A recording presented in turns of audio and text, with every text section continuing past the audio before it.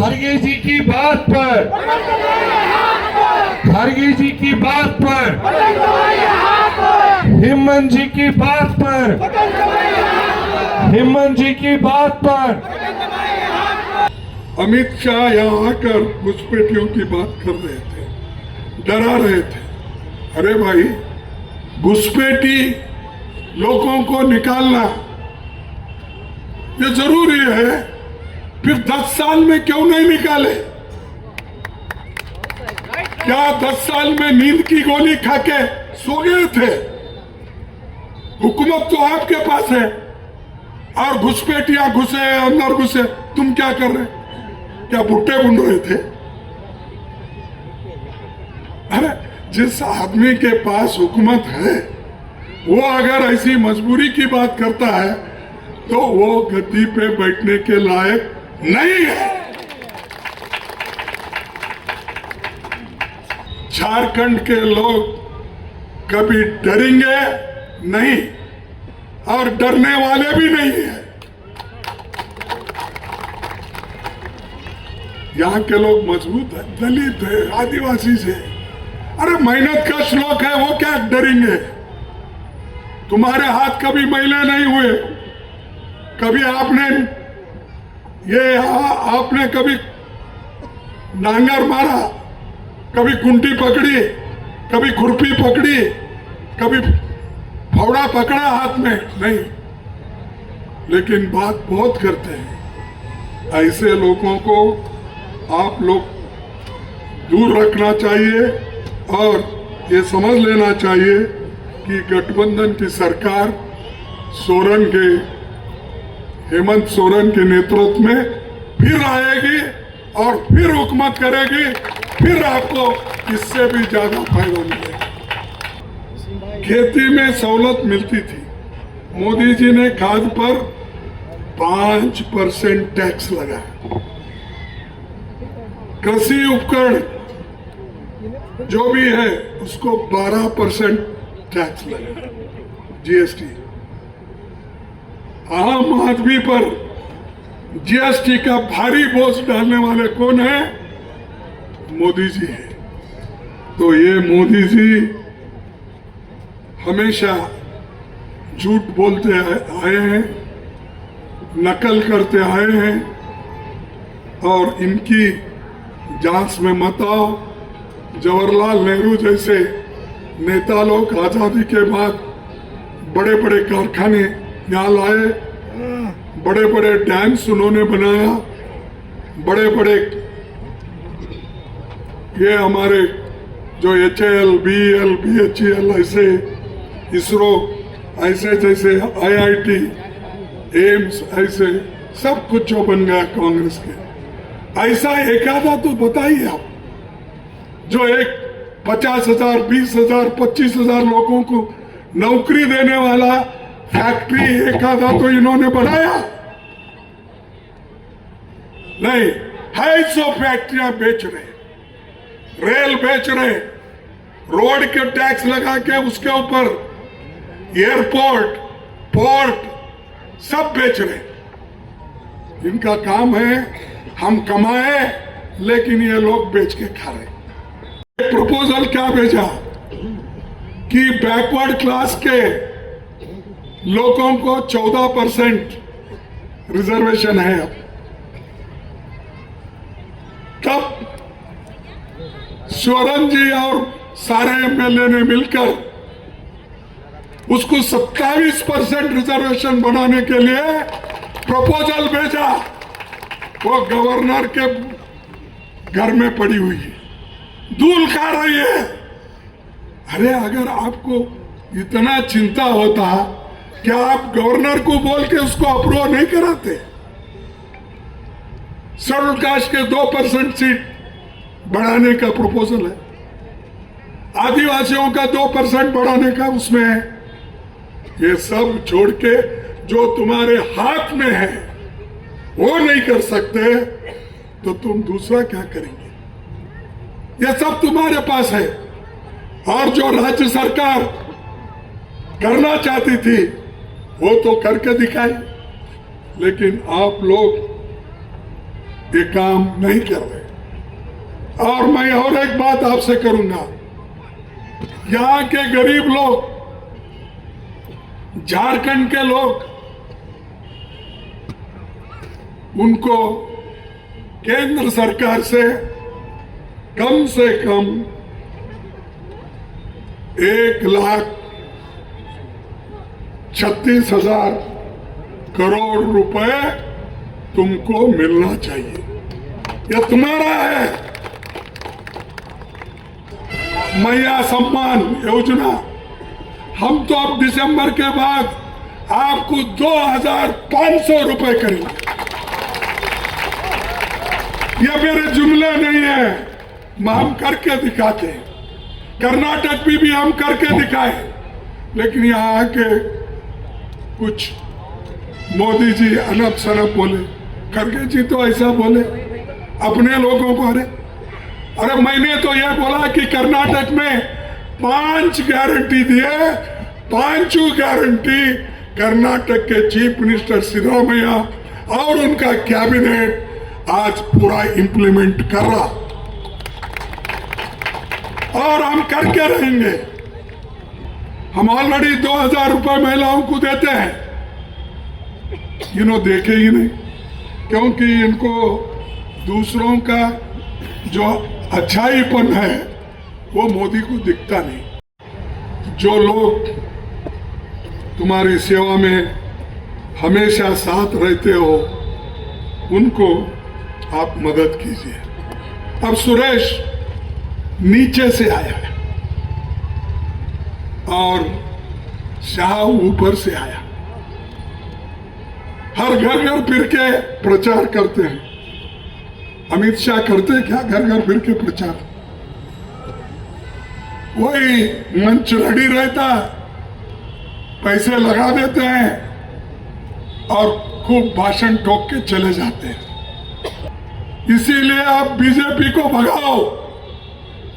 जब तक आप बीजेपी को झारखंड से उखाड़ के नहीं फेंकेंगे, तब आपका कल्याण नहीं होगा। आपका कल्याण इसी में है कि इस पार्टी को आप उखाड़ के फेंक दो, इसको निकाल दो। इसके विचार सड़े हुए हैं, इसके विचार झगड़ा लगाने का है। उनके पास कोई मुद्दा नहीं है। बटेंगे तो कटेंगे। किसको बोला? किसका? बांटने वाले ही तुम हो और काटने वाले भी तुम हो। आप दूसरों को बोल रहे बटेंगे तो कटेंगे। हुकूमत तुम्हारे पास, पैसा तुम्हारे पास, बुद्धि तुम्हारे पास, गरीबों को क्या दिए आप? इनको गुलाम रखने का तुम्हारा इरादा है।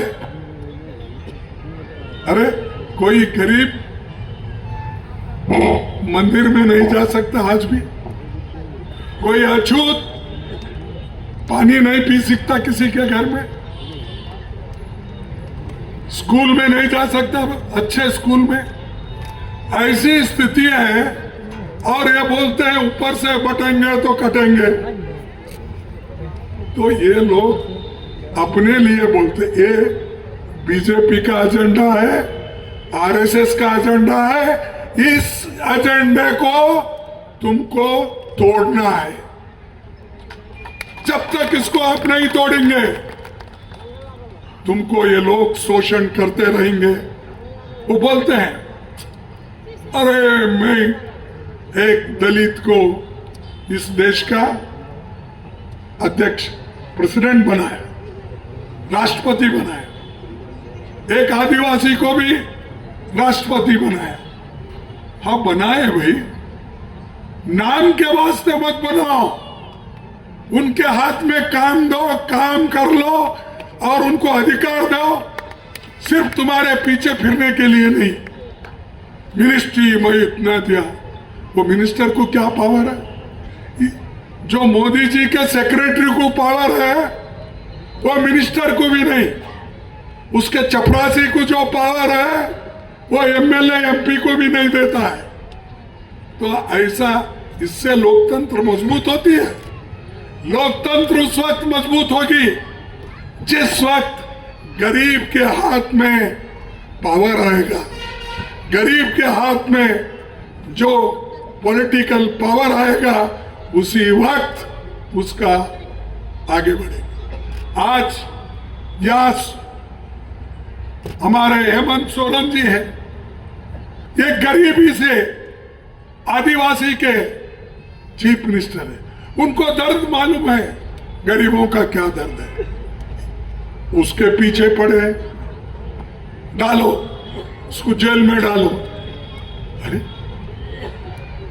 हर आदमी जो गरीब, दलित, पिछड़ा, अल्पसंख्यक होता है, वो अच्छा काम अगर करता है उसको कहीं नहीं पकड़ा और जेल में डाला, क्योंकि उनकी बात नहीं चल रही है।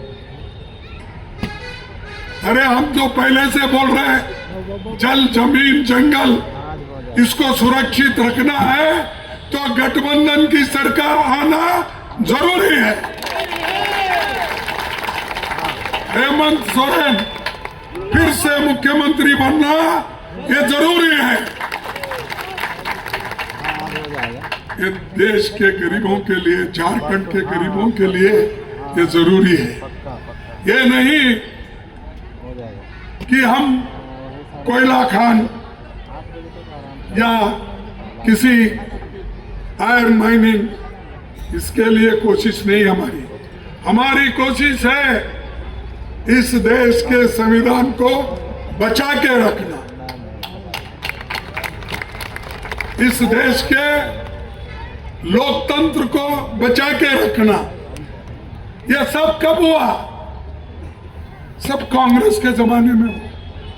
महिलाएं आज मेयर बन रही है, पंचायत चेयरमैन बन रही है, जिला पंचायत चेयरमैन बन रही है।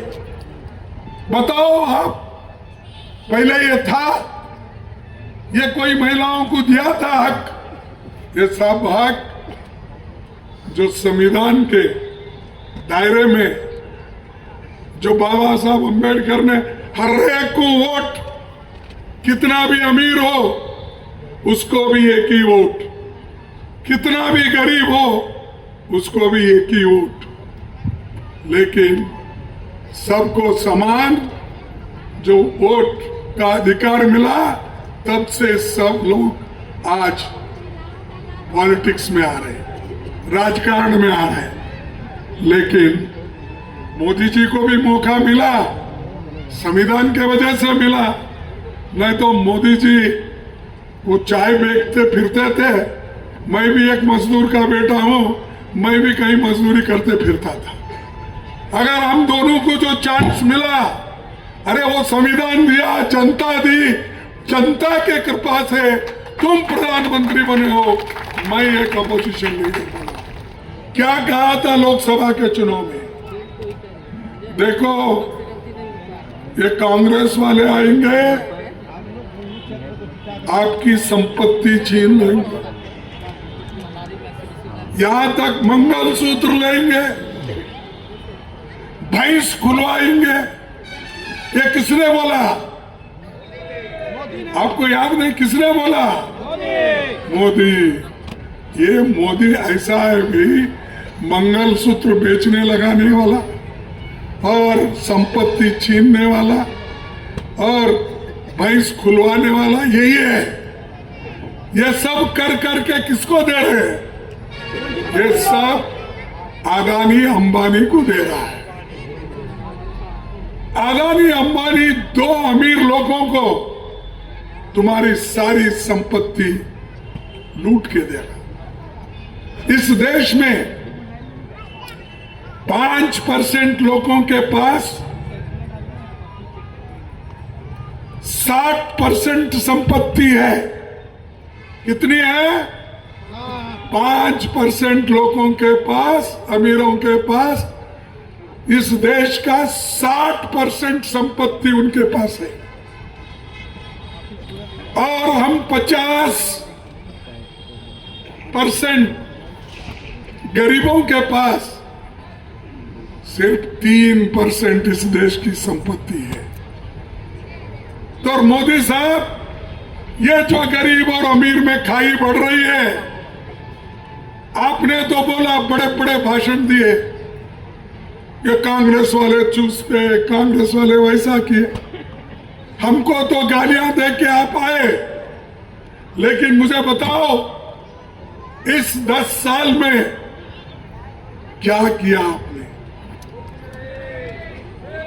सिर्फ भाषण।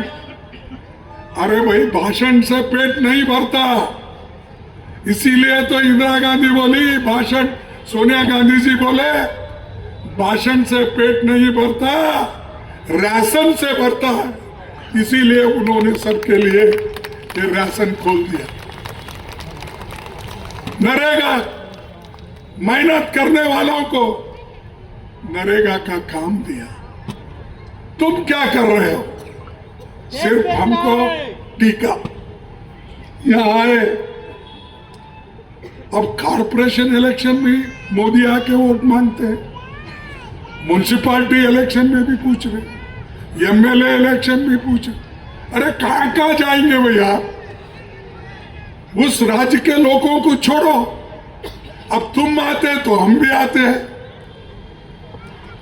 और इस देश की भलाई सिर्फ चुनावी भाषण से नहीं चलता। इस देश की भलाई होना है हर किसान को, हर दलित को, हर आदिवासी को, हर माइनॉरिटी को, हर गरीब को मजबूत करना होगा, ओबीसी को मजबूत करना होगा, तभी इस देश की भलाई होती। नहीं कि तुम्हारी सारी गरीबों की संपत्ति अगर अदानी अंबानी के हवाले करे तो इस देश का उद्धार नहीं होगा।